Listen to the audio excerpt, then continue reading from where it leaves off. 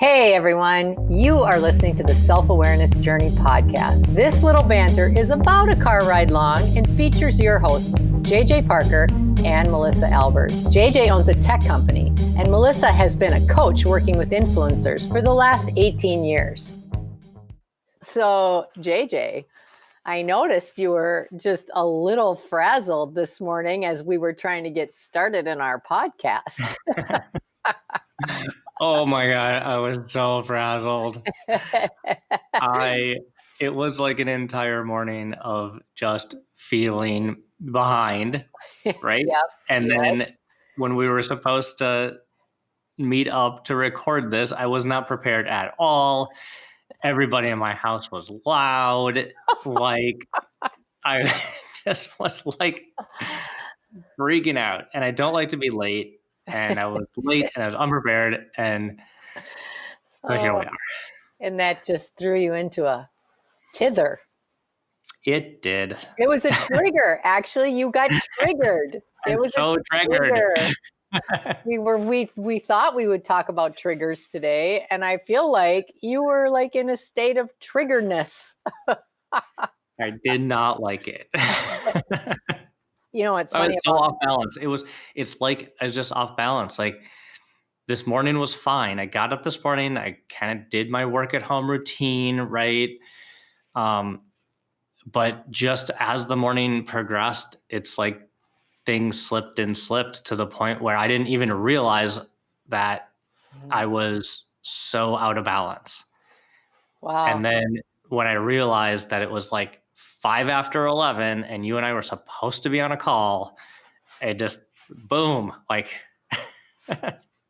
Fully triggered. I called you and I was like, what did I call you? I probably was babbling incoherently. Actually, you didn't even call me. You sent me a text with the rolling the eyes. Oh yeah, right. I couldn't even speak. You couldn't even speak. And because I know you, that emoticon was like, oh, danger, Will Rogers. He's not in a good space. You know what's so funny about that is like when, you know, like in this moment, you're talking about being triggered, like the stuff that you were triggered about was super real.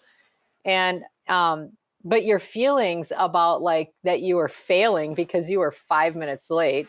I mean, those feelings and like how they kind of overtook you. It had nothing to do with what was happening between you and I. Like you could have easily said, I'm running late. I need to do something different. And I would not have even thought twice about it. But emotionally, you got amped up because in your mind, it was totally different.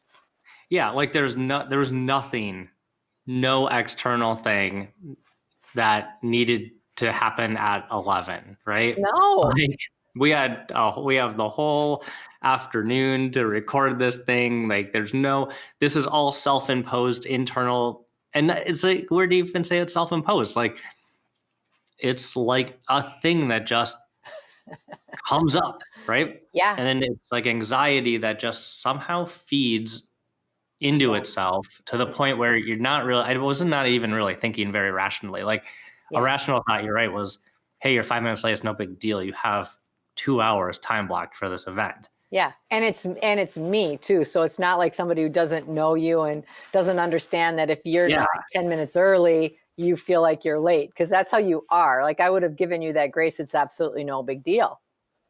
So given that, like, how can I get so triggered on something that should be so easy and comfortable? If you think about like how easy it is for that to happen in an easy environment, I can't imagine. I mean, we all know how bad it is when it happens in a high pressure environment, right? Where the expectations are even higher. Yeah. Well, and I just feel like in this conversation, what I'm recognizing and what I'm feeling is the emotions behind it, the emotions inside as you got triggered. Like all the reasons were totally logical reasons and no one would ever challenge or question those reasons. But the emotions inside, it's like anxiety, you know, judgment, self-judgment. Yeah. Guilt, like I'm late. That is so bad. And all of these sort of fantasy thinking pattern. I don't mean fantasy in that manner, but like we take something that's very, very simple and then we fantasize in our minds very quickly and make it bigger than it really truly is. And I think that that's the trigger point, right? Some emotion spurs in us and creates these thinking patterns that are not quite how we would be thinking if we weren't feeling emotional. Yeah, well, it's in like you said something that made me think of like the image of who I think I am Mm, mm. and my actions weren't lined up, regardless of like the very logical circumstance that happened, right? Yeah. Um, my wife might debate this point, but I think I'm an on-time person. In her world, if if if something starts at 11 and you're not there 10 minutes early, you're late. Yes. But like, I think I'm an on-time person. I wasn't on time. There's the conflict, right? Yeah. My own self-image and my own actions weren't in alignment. So Yes. that triggered me, right? Yeah. Yes. Yes. Exactly. It's so interesting. Like I was thinking about what kinds of things will trigger me. And one of the things that I find that I'll get really whipped up about, well, that's one too. I don't like being late. And I know where that came from. It came from in my house when I was young. One of my parents was always very early, and one of my parents was always very late. And Mm, there was always extreme stress when we were supposed to be out the door for something. yes, right. And that stuck with you. Oh my gosh. So now I always feel this anxiety inside as we start getting closer to the time that we're supposed to walk out the door, or that a meeting Mhm. is supposed to start, or a phone call is supposed to start. And the feeling I have inside, it honestly doesn't match the action outside. It just doesn't match. Mm. But what I recognize is that feeling of anxiety inside of me. Mhm. It's a tension, like it's a real tension. And So go how does ahead. that feel like physically? How does that feel on Yeah, you? We talk about mind body connection. yeah, Like you can feel that before you recognize it. So how does yeah. that feeling come up for you? How does That's that so good. physical come up Yeah, for you? yeah. And I would say for me that anytime that I start to feel like I've been triggered by something, like in this conversation, we're talking about something as simple as being on time. But in any time that I get triggered, I can feel it in my chest. Like Mm. I start to get this tense feeling and across my shoulders, the back of my neck. I start to feel like this constriction. Everything starts to get tight. And and then that anxiety, it either stays as anxiety or I replace it with another feeling, which is mad. Mm. Like I get mad. Like I Yeah, don't like like feeling like what's happening that's causing me to be late? Why is yes, this late? yes. Who's Why, doing this? yeah, right. Yeah. And how is this going to reflect on me if I'm going to be late? And who is this going to make mad? And I'm already mad because I'm late. But it's really interesting when you think about the feelings that once we've been triggered by something, and it doesn't have to be, it can be all sorts of things, right? Like triggers Mhm. happen for all sorts of reasons. But that emotion inside, usually, like if I'm putting on my coach hat, I would say really there's two sponsoring feelings to everything, and that's love and fear. And when you have a really strong reaction, it's usually sponsored by one of those two things. Well, not usually, it's always sponsored by one of those two things. And like being late, for example, and then feeling anxious and then getting mad. But the real sponsoring thought was fear. Mhm. Fear of being late, fear of being judged because I'm late, fear of causing a conflict because I'm going to be late. Yeah, yeah. Um, when I think when I was like when I was triggered, the thing that physically happens to me as a way I can like Yeah. tell that that's coming up is like I will actually shake. I get like a little shaky. Oh, Not yeah. like not weak shaky, but like it is like Yeah. Yeah. Tension, like like a, shaking. I'm shaking. Why are my hands shaking? Like, Hmm. uh, which is obviously for me, it's like pretty easy to start recognizing that like happening. And it's funny how it happens before you realize it in your head, Yep. right? Yep. Because your body will always tell you how you're feeling before it hits your brain every single time. Every time.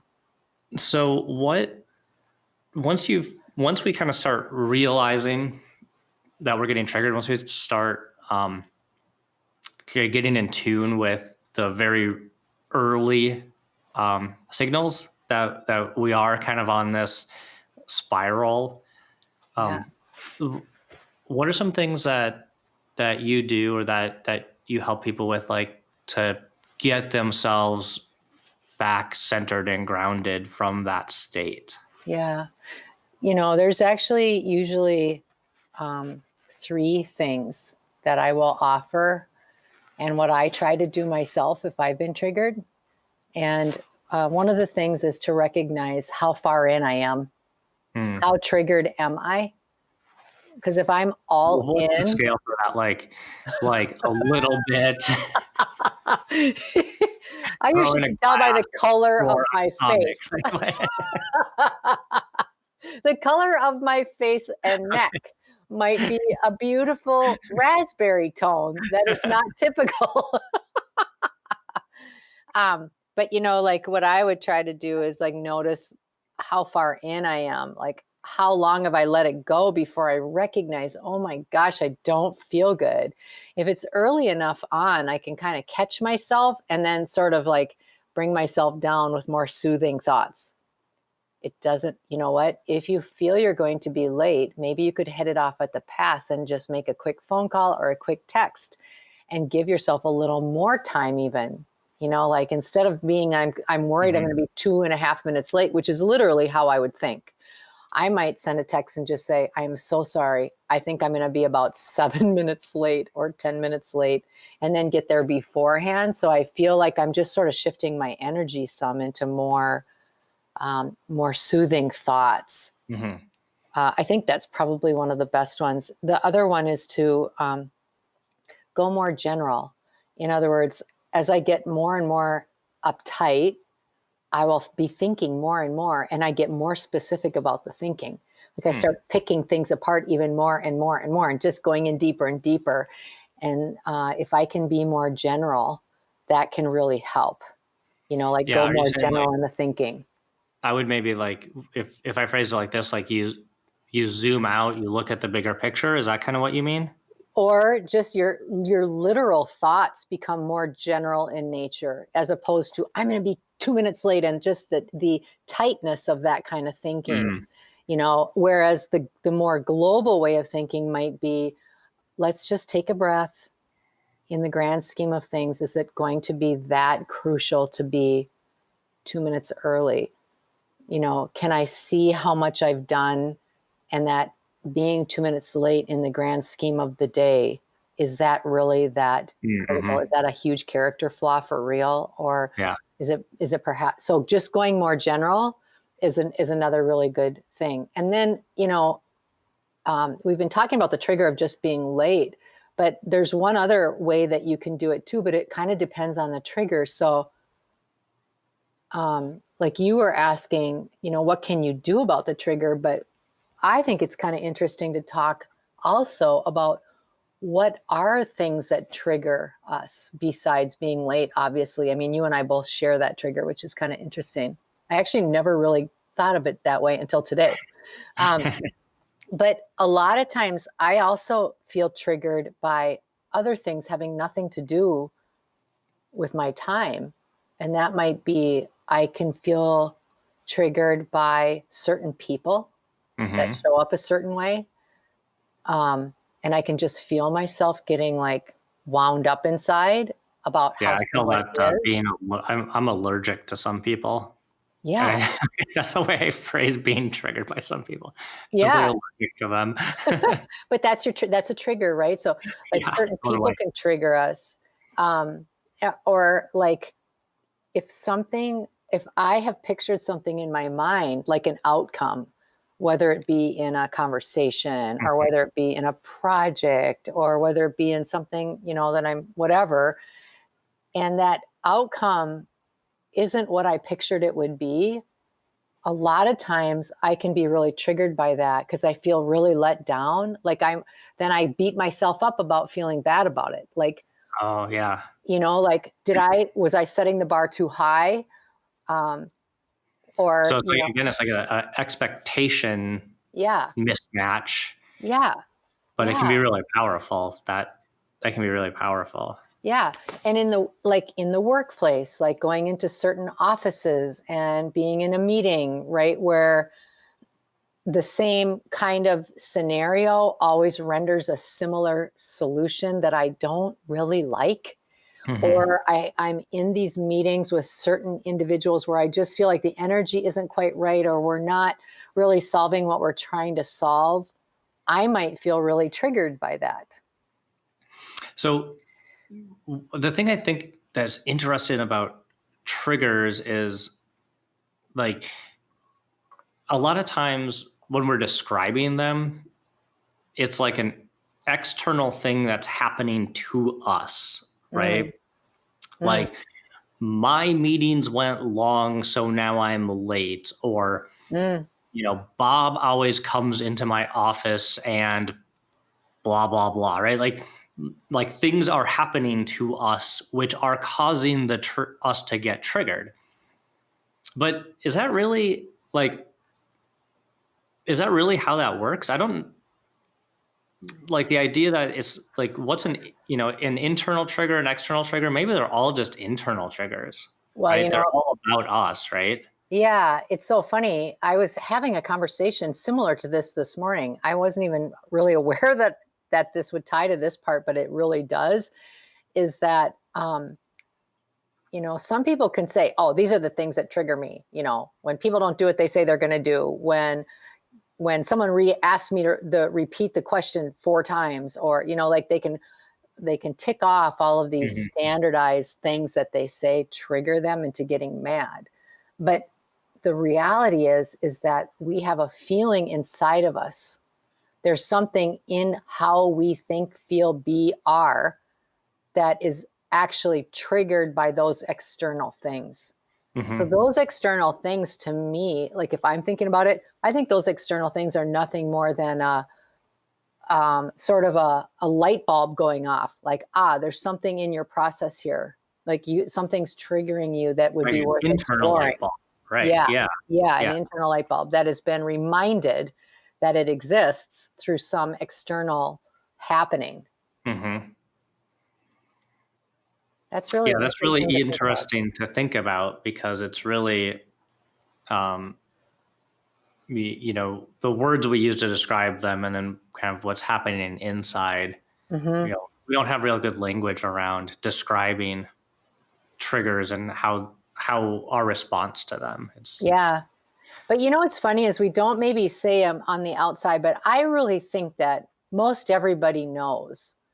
And if they don't, if they certainly sit for a moment and sort of feel in their bodies, I think Mhm. most people can get pretty quickly to what their top triggers are. Mhm. I really think so. And I think the hardest part is exactly what you said, is like putting words around it or being honest with ourselves about it. Because I think it's right at that point where we hit a fork in the road. We can either be honest with ourselves about it and decide, how do I want to be with these triggers? Like, now that I've noticed them, what's available to me? Or we can try to shut all those feelings off, and then we make ourselves wrong for having the feelings that Mm. something triggered us, and we go into this guilt or shame, and Yeah, we and spend that's all really this hard. emotion. Yeah, Yeah, and then nothing gets solved with that, but that's our human condition, to constantly make ourselves wrong. and that's no way to live. Like, we don't I mean, seriously, right? Like, you're right. I mean, it is like the human condition to do that, and I know, it's a shame, right? I Like, know. because even when you unpack it logically, a lot of the triggers are things that happened when we were children or Yeah. circumstance that was kind of outside our control, and we're Yeah. just reacting in ways that, again, with your logical brain you wouldn't, but it happens, and we just have to like accept, like, yeah, that's what happens. It's okay. Yeah, Like, 'cause I think a it's lot of times okay. we get a trigger by something, and then we feel, like, overly responsible for whatever that is on the outside, Mm, overly mhm, responsible to own it, or we're obligated to do something with it to prove that we are, and I don't think it's actually any of those things, but we're so used to worrying about the external piece of everything, the validation on the outside, that we've somehow gotten away from validating ourselves and seeing how powerful that is. And when we do that, like when we focus on that piece, I feel like we have this huge opportunity to put down a lot of those really strong emotions and then understand what those triggers are and give ourselves grace. mhm, definitely. Yeah. I think So it'd be, oh, go ahead. I was just gonna um, talk about, like, you know, I totally agree that getting, we're kind of talking about kind of past, after you've been triggered, after you've calmed down, to Yeah. have some self reflection on, like, okay, really what happened there, right? Mm, Like let me think about um, why that came up, maybe something about the way I think about things or my past, or whatever. Um, I think that's really interesting.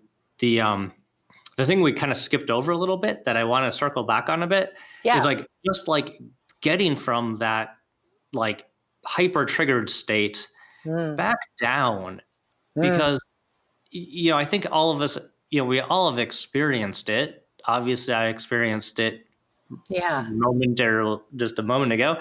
um but like the time, the time, kind of like, we have expectations about how long it would take to calm down from that.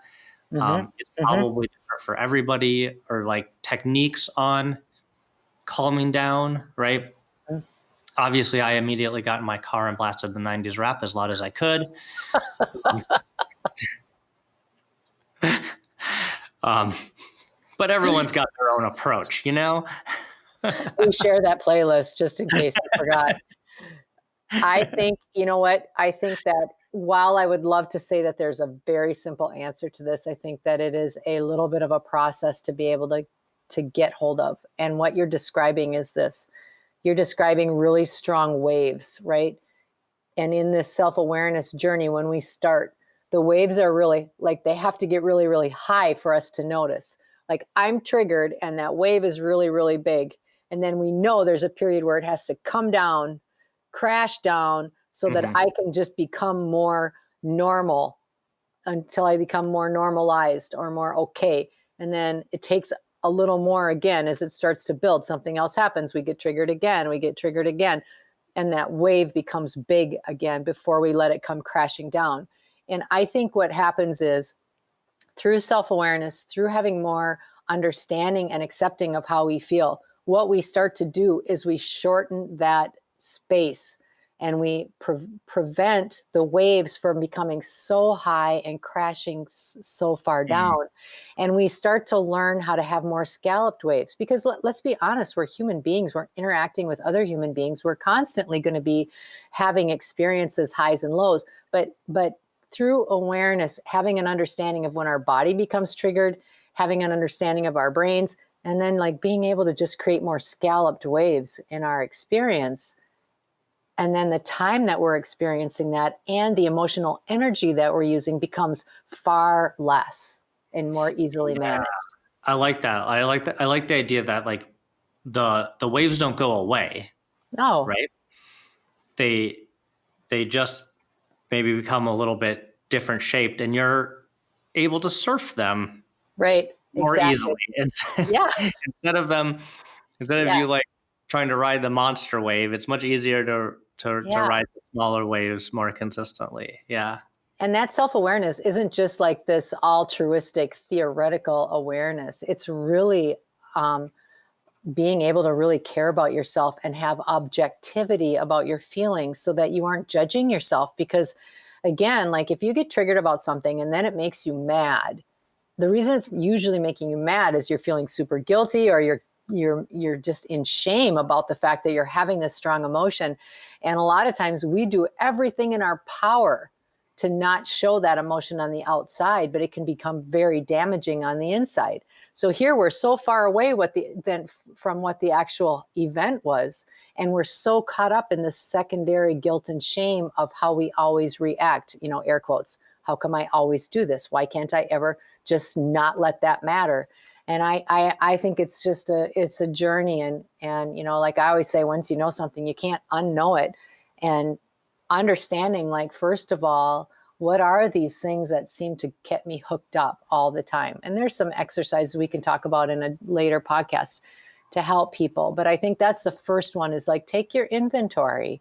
What do you think are your top, 3 things or 5 things that really make you triggered?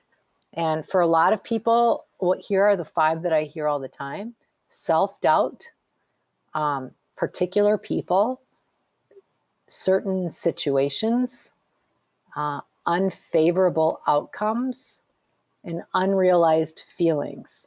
I think the first part to that is to just sort of, unpack your triggers and understand what they really, really are, and spend a little time with writing about them, feeling those feelings behind them, and tracing them back. Like, what's the earliest time I ever remember feeling like that?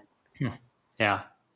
Just to start to have more awareness about those feelings and where they came from. Well, that sounds like a perfect segue into another episode, because I'm sure there's a lot of unpacking that we can do there. Precisely. In the meantime, I think I am going to go grab my self-awareness wetsuit, hop in the ocean, and try to surf some of these waves. Good luck. Thank you. Oh, good to talk to you. I'm looking forward to the next discussion. We hope that you've enjoyed today's episode. Our mission is to help people become happier and more effective by gaining insight into their own thoughts and feelings. We'd love your support. First, share this podcast with anyone you think might enjoy it. Second, leave us a rating or review on your favorite podcast site. This helps others discover the podcast so we can reach more people. And third, sign up for our newsletter at theselfawarenessjourney.com. This will help us communicate better with you and build our community. Thank you so much for joining us in the Self-Awareness Journey. We'll see you next week.